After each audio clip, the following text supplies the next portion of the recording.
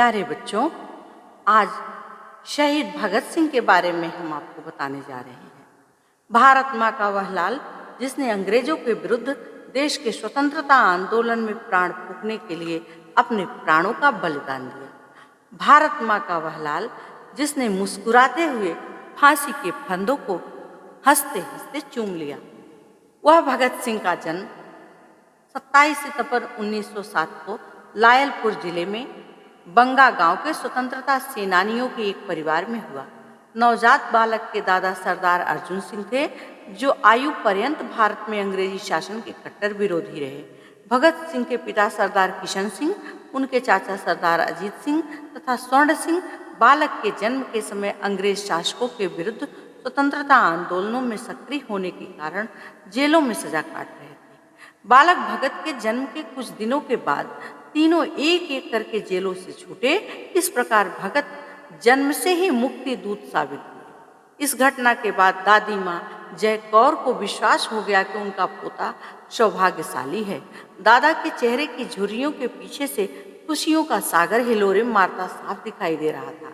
माता विद्यावती और चाचियों हरनाम कौर तथा हुक्म कौर ने शिशु भगत को निकट से देखने, अपने हाथों में लेकर खिलाने व चूमने के लिए आपस में खूब धक्का मुक्की व छीना झपटी करती थी। शिशु की सुंदरता पर सब बलिहारी जा रही थी। 6 वर्षीय भाई जगत सिंह पुलकित होकर किलकारियां भरता फिर रहा था। सरदार किशन सिंह व उनके सबसे छोटे भाई सरदार स्वर्ण सिंह लाहौर सेंट्रल जेल से रिहा होकर शिशु के जन्म के कारण परिवार में आई खुशी की लहर में अपने जेल जीवन की कड़वाहट को छोड़ने सीधे घर आए। मझले भाई सरदार अजीत सिंह रंगून जेल में होने के कारण घर न आ सके थे।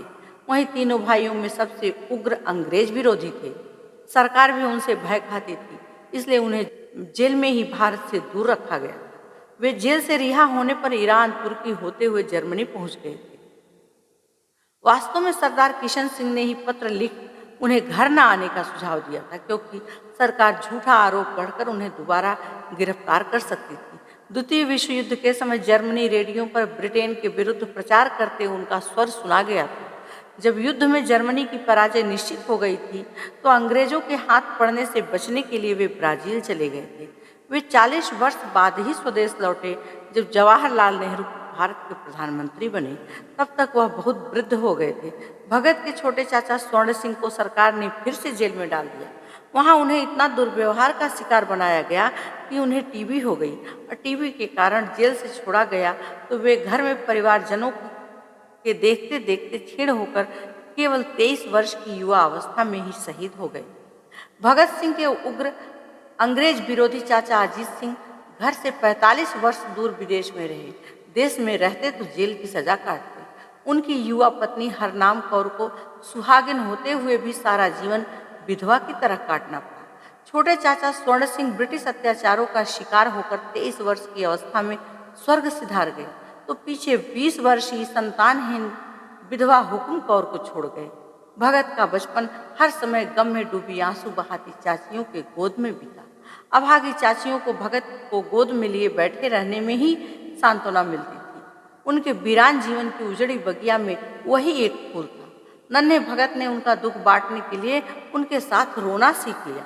कभी कभी नन्हा भगत हरनाम कौर के आंसू पोंछकर दिलासा देता, चाची तू रो मत, मेरे जल्दी बड़े होने की दुआ मांग, मैं अंग्रेजों से लड़कर चाचा अजीत को छुड़ा कर तेरे पास लाऊंगा। चाची भाव विह्वल होकर भगत को और जोर से छाती से चिपका लेती, वह सुबकती। चाची हुक्म कौर भी रो पड़ती। बालक भगत ऐसे पारिवारिक वातावरण में पले जहाँ देशभक्ति की प्रबल भावना थी और अंग्रेजों के प्रति घोर घृणा भरी हुई थी। बालक भगत ने लोरियों के स्थान पर अपनी चाचियों का करुण क्रंदन सुना था। परी कथाओं की बजाय भारतीयों पर ढाए जा रहे अंग्रेजों के अत्याचार और अन्याय की कहानियां सुनी, और सुने स्वतंत्रता सेनानियों पर अमानवीय यातनाओं के रोंगटे खड़े कर देने वाले विवरण। अंग्रेजों के अत्याचारों के शिकार हर परिवार के पीड़ित सदस्य के पास कोई न कोई दिल दहलाने वाली कहानी होती थी। बालक भगत ने स्वयं अपने चाचा स्वर्ण सिंह को अपनी आंखों के सामने तिल तिल करके मरते देखा। दूसरे चाचा अजीत सिंह तो बालक भगत के लिए हीरो बन गए थे। उसके हीरो चाचा केवल ब्रिटिश पुलिस के आतंक के कारण उससे मिलने नहीं आ पा रहे थे। यह इतिहास की विडंबना ही है कि भगत जिस अजीत चाचा का नाम दिन रात जपता था, उसी से वह जीवन पर्यंत नहीं मिल पाया। भगत के दादा अर्जुन सिंह तो अंग्रेजों के घोर विरोधी थे ही। इस प्रकार बालक भगत सिंह जिस गति से बढ़ता रहा, उससे अधिक गति से अंग्रेजों के प्रति उसके मन में घृणा पनपती रही। एक दिन बालक भगत अपने पिता के साथ खेतों में गया। उसके पिता सरदार किशन सिंह के साथ उनके मित्र स्वतंत्रता संग्राम सेनानी नंद किशोर मेहता भी थे। सरदार किशन सिंह तथा नंद किशोर मेहता आपस में स्वतंत्रता की राजनीति पर बात कर रहे थे। कुछ मजदूर खेतों में आम के पौधे रोप रहे थे। बालक भगत बहुत गौर से उन्हें देख रहा था।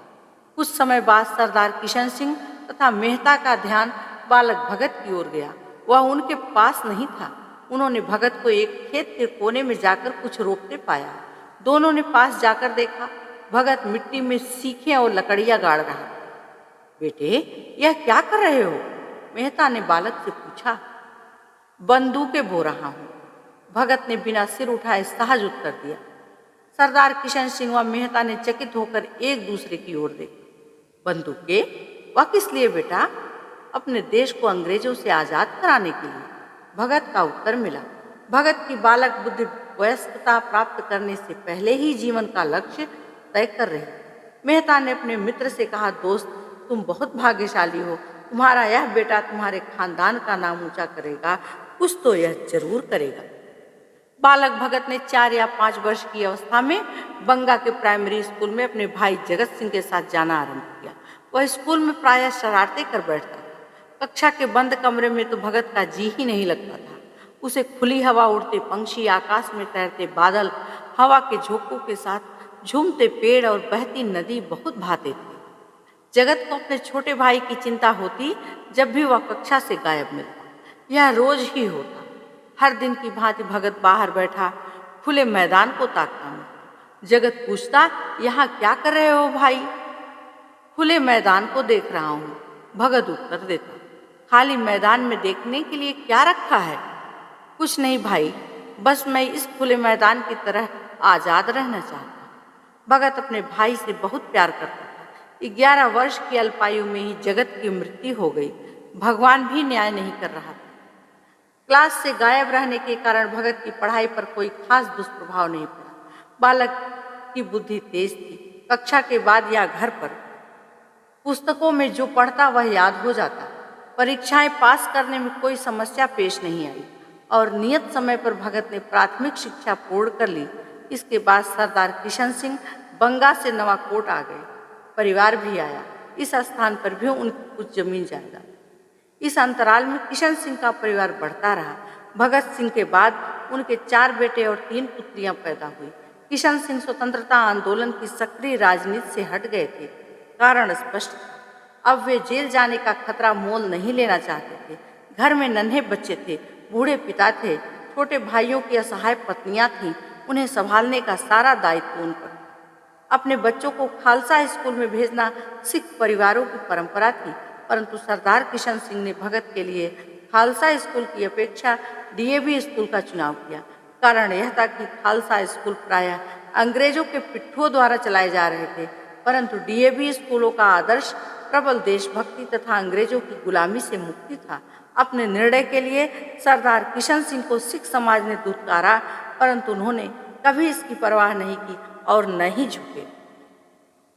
सन 1914-15 में अमेरिका तथा कनाडा से निष्कासित होकर आए कुछ पंजाबी किसानों ने गदर पार्टी बनाकर अंग्रेजों के विरुद्ध गदर आंदोलन छेड़ रखा था। इस पार्टी के सदस्य बंगा में सरदार किशन सिंह के घर आया जाया करते थे।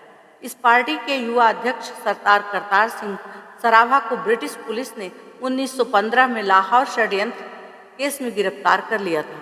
अंग्रेजों ने सराभा को एक खतरनाक आतंकवादी कहकर सन 1916 में केवल 20 वर्ष की आयु में फांसी पर चढ़ा दिया था।